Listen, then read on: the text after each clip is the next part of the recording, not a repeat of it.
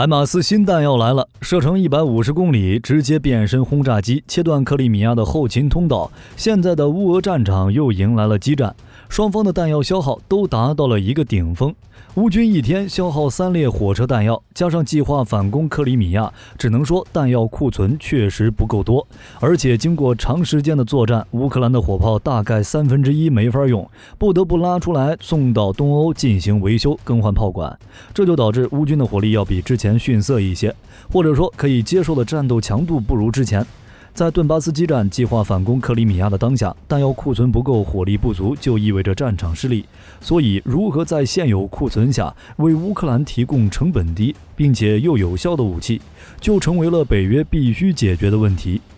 这个时候，波音就找上了五角大楼，表示我们可以援助 GLSDB， 射程远，精度高，而且还便宜，更重要的能直接配合海马斯使用，助乌反攻克里米亚。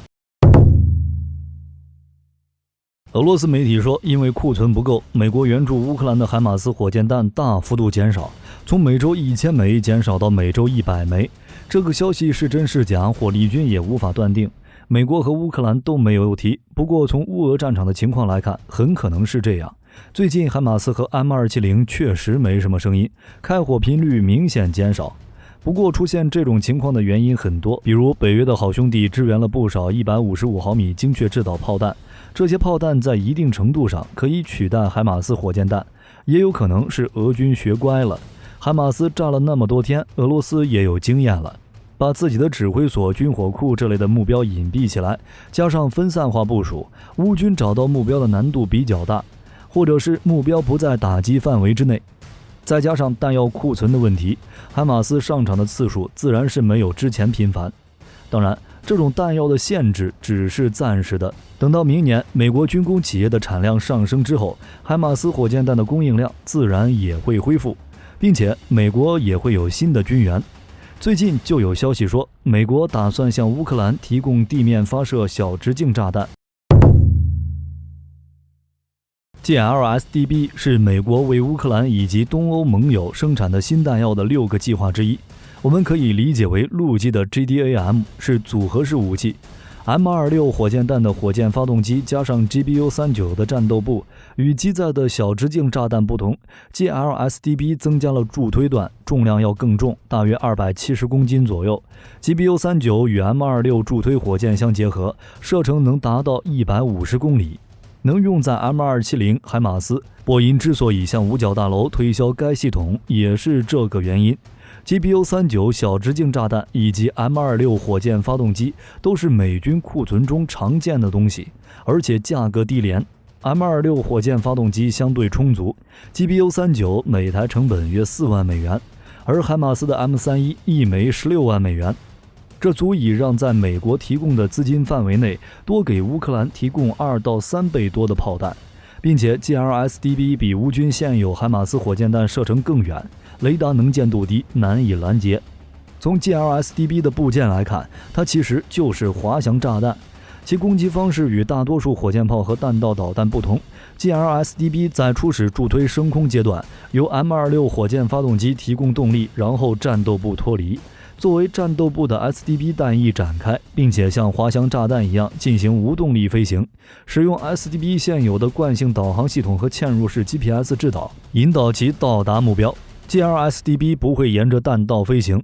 这意味着它可以从各种轨迹打击目标，可以从隐蔽地点或掩体内发射，避免被敌方发现，不易遭到敌方火力反击。GBU-39 精确度高的优点 GLSDB 同样具备，其打击精度在1米以内，发射后全球定位系统同步引导，可进行多角度环绕折返飞行，实现360度无盲区打击，150公里射程，覆盖范围广，1米的精度基本指哪打哪，并且还能抗电子干扰，昼夜24小时待命，以及在所有天气条件下使用。同时 SDB 还能配备激光导引头，可以用于打击陆地和海上的移动目标，并且其威力也不小。GBU-39战斗部重量和 M31 差不多，内置16公斤炸药，引信可以使用不同的模式攻击软目标或硬目标，而且 GBU-39是半硬壳，穿透很强。小型弹加上钻石倍折叠弹翼，采用接近90度角的俯冲弹道，对坚固目标的亲测能力超过传统的1000公斤级穿甲弹。炸弹药库、道路网、雷达、机场都是好手。美国援助 GLSDB 算是对乌克兰得不到 ATACMS 陆军战术导弹的一种弥补。美国一直拒绝军援射程300公里的 ATACMS， 而 M30 和 M31 火箭弹的增程型也就80多公里，无法打击战线后更远的目标。对于现在已经适应海马斯的俄军而言，其威力已经下降了不少，但是海马斯有了 GLSDB 就不一样了，其射程是现有海马斯 M30 和 M31 火箭弹的2倍，并且威力不减。现在乌克兰的海马斯用的 M31 火箭弹单弹头重91公斤，而作为 GLSDB 弹头的 GBU-39， 其弹头重量比这个还重，同时精确度更高。惯导系统加嵌入式 GPS，GLSDB 的精度达到了1米左右。与导弹相比， GLSDB 不怕反炮兵雷达，它在发射升空后就变成滑翔，反炮兵雷达根本就不知道它从哪边来的。面对这种新的组合，俄罗斯将面对更大的威胁。海马斯本身就机动灵活，加上北约的情报加持，到现在俄军也没打掉几台。之前俄军说的战绩基本上都是假的，木头做的。这还是在基本型号弹药射程只有70公里的基础上， GLSDB 有150公里的射程，海马斯打起来就更安全了。伊朗小摩托这种自杀式无人机，如果不改进制导方式，就只能对付固定目标。至于柳叶刀3这种航程几十公里的，对付射程短的 M777 和凯撒火炮可能没啥问题，但遇到射程更远的就毫无办法了。俄罗斯手里的伊斯坎德尔射程虽远，但用来打机动的海马斯也是没啥办法。同时 GLSDB 对于俄军后勤来讲也是一个噩梦。海马斯进入乌俄战场之后，俄军不想被炸，就只能把弹药库这部分后勤设施部署到70公里开外的距离。这对于俄军的后勤来讲已经很难了，在没有情报优势的情况下，还要注意乌军的炮弹打击，而150公里基本上就是俄军补给的极限。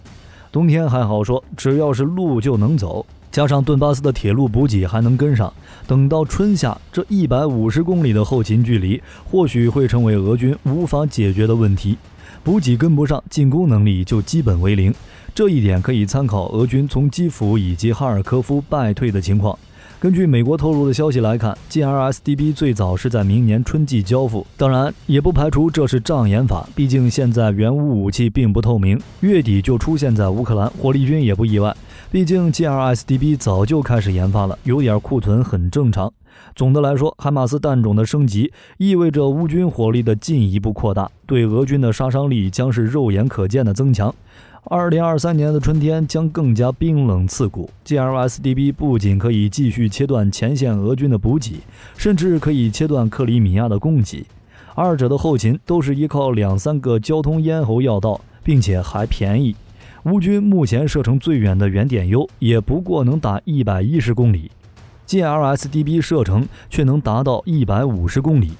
虽然在释放后是亚音速飞行，但凭借较小体积带来的更小雷达反射面，俄军防空系统在面对这种武器时也没办法。海马斯打不到， GLSDB 没法防。想要对付加强了的海马斯，依靠空天军的战斗机出动费时费力，还可能被北约援助的防空导弹打掉。或许保证交战区域上空随时有足够数量的察打一体无人机巡航才行。可惜俄罗斯目前缺的就是这个。自己的猎户座无人机数量远远不够，伊朗给的迁徙者6似乎也还没起到多大作用，其最大续航时间有12个小时，能带2枚导弹，刚拿到不久就被乌克兰完好无损缴获一架，后来也没有看到他的战绩报道。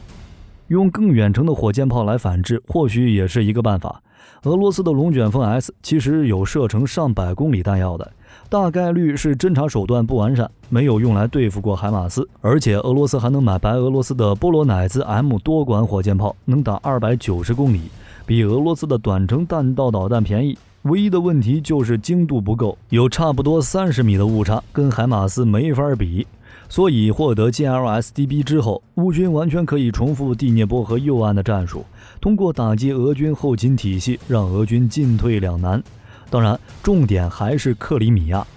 如果把 GLSDB 布置在赫尔松第聂伯河区域，那么它150公里的射程可以打击克里米亚一半的地区。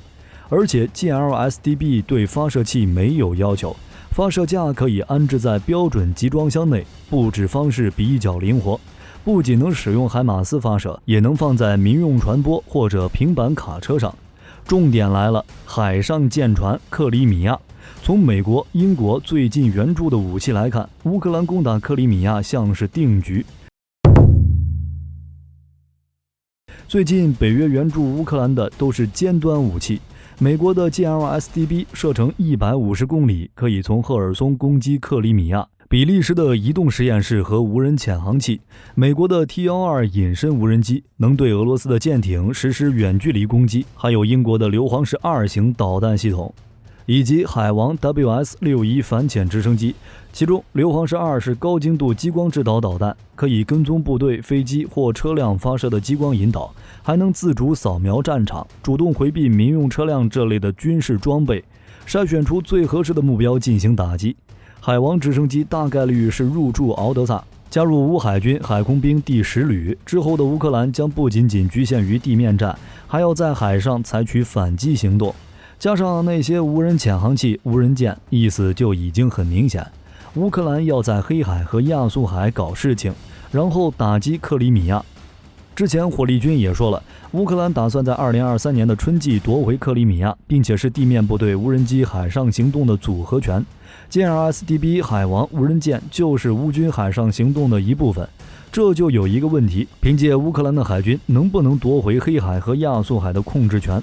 火力军的看法是大概率不会，如果没有北约的军舰帮忙，乌军想占据海上的控制权很难。虽说俄军的海军不行，库兹涅佐夫号航母一直住院，光荣级也没剩几艘，属于青黄不接的状态，但好歹还有点战斗力。但是乌克兰的海军基本上没什么战斗力，虽说要重建海军，但是短期内无法见到成效。海军舰船的建造周期要比空军、陆军长多了。北约援助的海上作战力量也不足以让乌克兰控制黑海和亚速海。大概率会出现的情况是特种作战，利用无人潜航器以及无人舰艇的隐蔽性，潜入偷袭俄罗斯的海军，使其失去一部分战斗力，顺带打击俄军在克里米亚的基地。随后空军实施轰炸，地面部队进入克里米亚作战，三管齐下，再加上进攻武器以及战场情报的优势，乌军哪还有不胜的道理？好了，这期视频到这儿就结束了。各位觉得美国什么时候会援助 GLSDB 呢？欢迎在视频下方留言评论。如果视频内容有不对的地方，各位也可以在下方留言。我是火力军，下期见。